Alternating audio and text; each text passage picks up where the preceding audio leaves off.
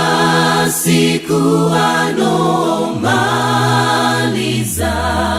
zintu zafika povuta zedi, koma wolungama aliyense akala mwachikulupililo.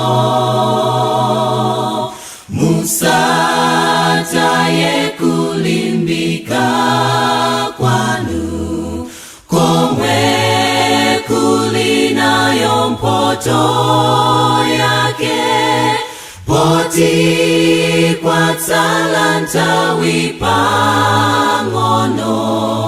kuti wakutayo adze. Unsenze Yesu nkawa zonse, iye gwirizi zawe.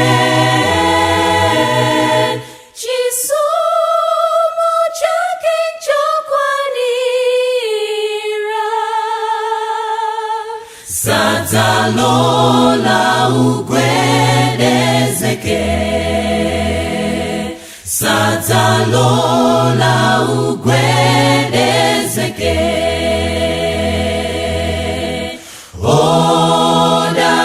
Odalandiye amene adalira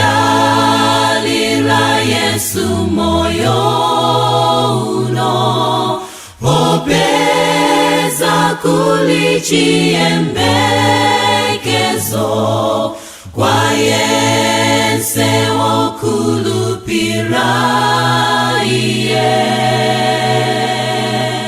Pokumurwadza mulimbitsa, pachisoni adzamutontoza, poyesedwa adzamupyoletsa, mpaka Yesu adzabwera. Umsenze Yesu nkawa zonse, iye gwirizi zawe. Chisomo chake nchokwanira, sadzalola ugwedezeke, sadzalola ugwedezeke, sadzalola